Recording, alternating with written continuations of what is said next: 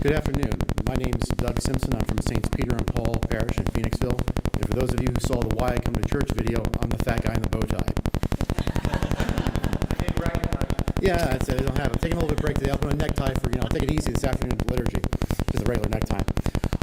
Father, earlier you addressed the need for catechesis for our parishioners, and, that is great. That is awesome. I think it's wonderful. The problem that we have sometimes, and I found this in my parish, was Father was going to put on a Bible study, and my background is in Catholic publishing. And I went to him and I said, you're aware there are actually programs and videos that actually handle these kinds of these kinds of programs. He's like, I had no idea. I think a lot of times people say, okay, we're going to do this, and then, now what? And with your permission, I wouldn't mind mentioning a few of them so people might be aware of them. They are Catholic-based, if that's okay. Is that, may I say that? I don't want to... But I always prefer that you would talk about the merits of that, as opposed to listing things. We're here to talk about what we can do to renew our church. Right. Well, I'll give you the time to list. no, I'm not, I was just too. But what I basically say is it does provide...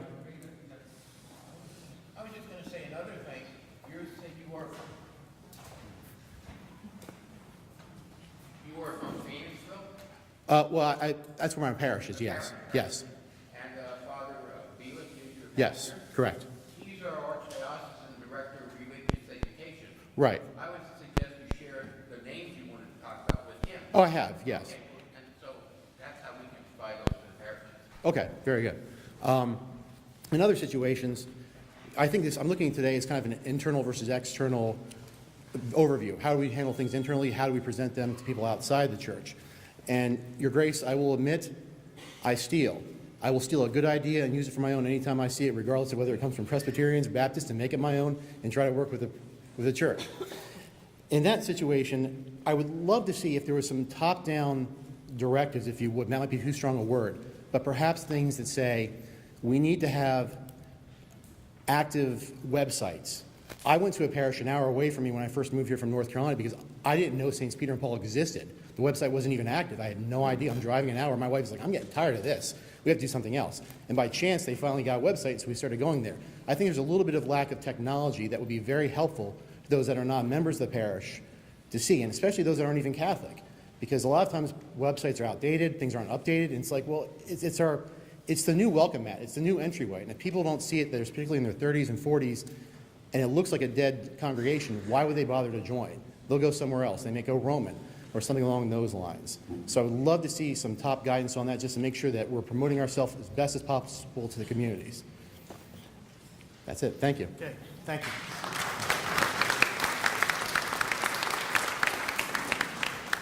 Sister Kathleen, Sister Servants of Mary Immaculate in Sloatsburg. I wanted to applaud His Excellency Archbishop for following the example of Pope Francis in urging the delegates at the Synod recently to speak their mind without fear. And he invited I don't know if you're still happy about that, but it's been being spoken. And I don't want to bash the priest because we love the priest. We need you. We want to work with you. But to just tag on to what the woman said about praying for vocations at each liturgy, we need also help from our clergy to ask, when's the last time you had a propavit, a homily about not just priesthood, but also religious life? We're here too. We're here to help you, to work with you. The responsibility with the religious communities, but also we need you. When was the last time that you've asked, even in your parishes, someone? Thank you. Thank you. We have two more to go. Слава Ісусу Христу. Я називаюся Галина Кутко from Ramsey. I have two comments. The first comment is that our parish would not exist if it weren't for the new immigrants. Our parish is 10% old immigrants and 90% the new immigrants. And we are very grateful for the people, and they come from all over Bergen County to us, and we are very grateful because otherwise we could not exist. So that's something about the new immigrants for us. Another comment that I have about a month ago, maybe 2 months ago, a trustee from the Roman Catholic Church, from St. Paul's Church, came to us. We were sitting outside having coffee, because in the summertime we have coffee outside. Our basement is horrible, so we'd rather stay outside.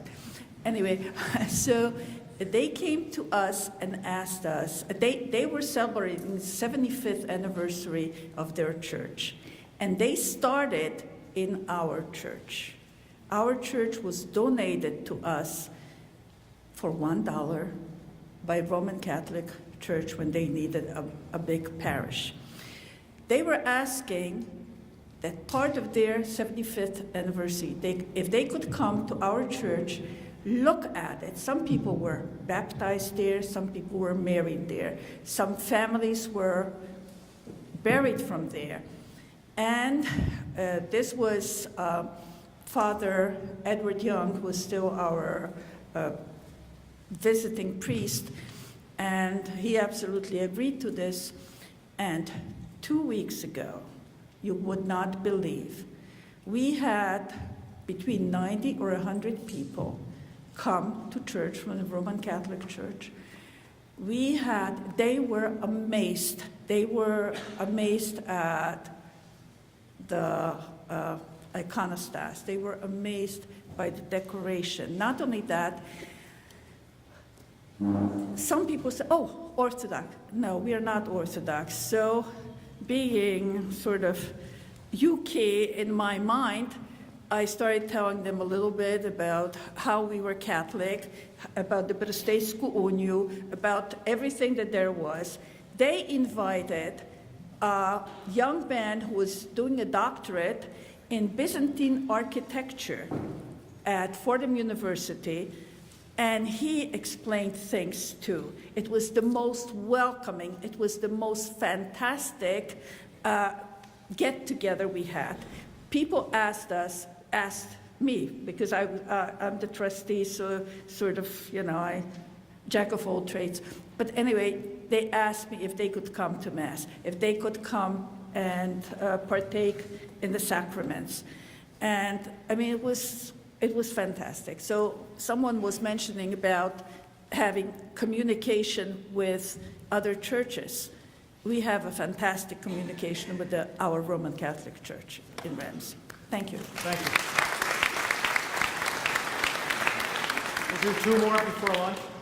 Hi, I'm Maria from St. Mary's Parish in Bristol. I run the religious education program and the Generations of Faith there.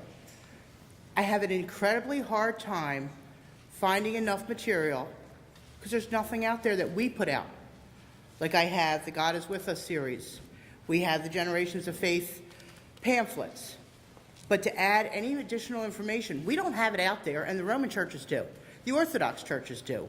I find stuff from Canada. I find stuff from everywhere but our ARCH@Parkey.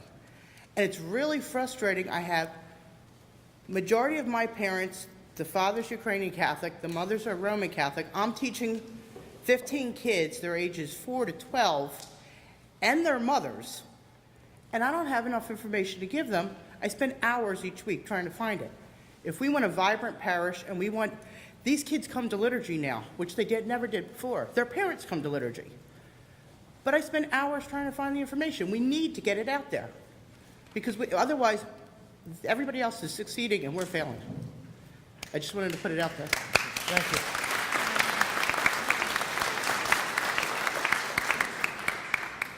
My name is Melanie Fedinishin. I'm from Perth Amboy, Assumption of the Blessed Virgin Mary Church. Father Ivan Turek is our pastor.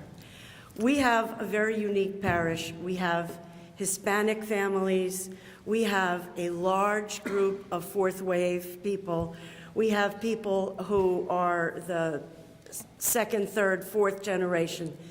But one thing that I would like to share with everyone, touching on what the woman said earlier about working with the Latin Rite churches. In Perth Amboy, this past May, I'm the president of St. Anne's Society, which is sort of an Altar Rosary Society. And we had the idea of doing something really special. And we have Moleben every week, but what would it be like if not only our St. Anne's ladies were to attend the Moleben, but if we were to reach out and invite the Roman Catholic parishes? Perth Amboy was a city of immigrants for decades. We have a Polish church, 2 Hungarian Catholic churches, 1 Byzantine Rite, 1 Roman Catholic, a Slovak church, an Italian church, neighborhoods where they had a parish church, and my grandparents would refer to it not as St. Mary's, but the Irish church. So if you were a certain ethnicity, you went to that church. Anyway, all of those churches now have a lot of Hispanic people, and their memberships are dwindling. Some churches, they're called parishes, but they put 2 or 3 together. And if you went to St. Stephen's, the former Polish parish, that would be known as John Paul II Parish at St. Stephen's worship site. Anyway, I'm fortunate enough to know some of the ladies who are officers in the other organizations. I sent out a mass email. I had posters made. We bombarded the Roman Catholic parishes. Well, these ladies turned out. We had a potluck dinner, which impressed them. We had very, very good feelings that evening. And I, in turn, have told my ladies to support whatever it is, whether it's a tricky tray or a dinner dance. We need to support them as well. And anyway, when they came into the church, they sat through the Moleben, followed by a rosary. They loved it. And now when I run into these ladies, as I support them at their parishes, they say, when are you having that beautiful service you have to the Mother of God? Please be sure to let our parish know. So they came in, and like the other woman described, they loved our icons. They loved our priestly vestments. They loved our artwork. They loved the feeling, because in their churches, everything has gotten to be so plain. And almost a former sister who was a teacher of mine said, it's getting too Protestant-y. Well, that's their complaints. And they came to our church, and they absolutely loved the richness and the fullness. And so now all of those ladies who came saw the papal flag in front of the church. They know we're Catholic. Many, many of them thought we were Orthodox. So now they want to share in our activities. My point is, there's an audience out there. Reach out. Some of them are just like not even that strong in their parishes, but I think it's a wonderful idea if all Catholics get together. And as we say, in our town anyway, the Mormons are knocking at the door, the Jehovah's Witnesses are knocking at the door. We have to knock at the doors of our brethren and get everybody to join in with us. Thank you. Thank you.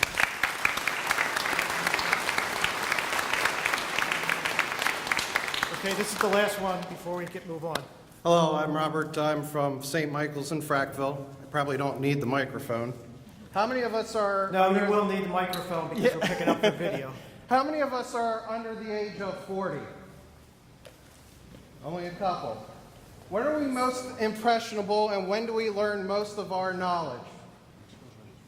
When we're young. I remember as a Roman Catholic man growing up, we had a lot of stuff to do in the church. Spaghetti dinners, fish dinners, whatever. They asked, we came, we did. I am now Ukrainian Catholic and very proud, but I'm not proud of the way we are doing with our children. I do help with our catechism, I do teach, but we are missing the majority of our kids from the age of about 12 to 20. I know at that age group, I was the most impressionable. And I think everybody in here could probably say the same thing. When they were living their lives, that's when they learned, and that's when they knew kind of what they wanted to do and how their values were. But I'm seeing too many of these kids not being attended to.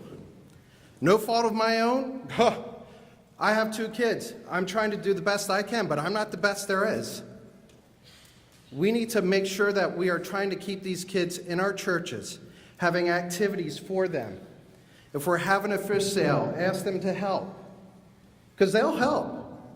Yeah, they may have soccer games and things like that, but one thing that I feel very strongly about is making sure my children, that I'm instilling those values into them now, but it also helps to have organizational help with retreats for them, specifically for them.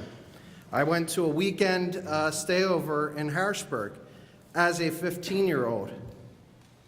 Learned a lot from that. I now I'm going to be taking my children to a father-son retreat out in Latrobe, Pennsylvania, that is held by the monks.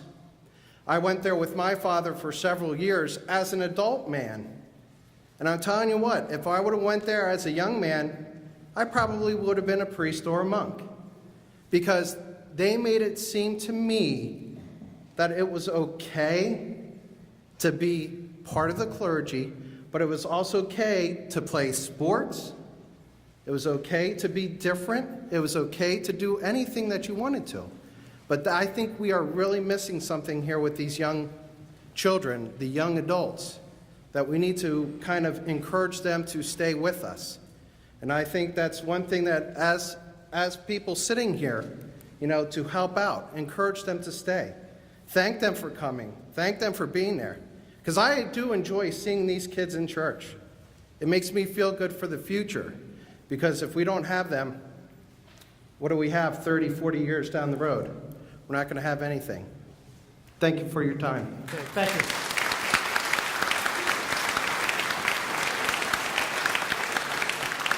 Just a couple things before lunch. This afternoon, there's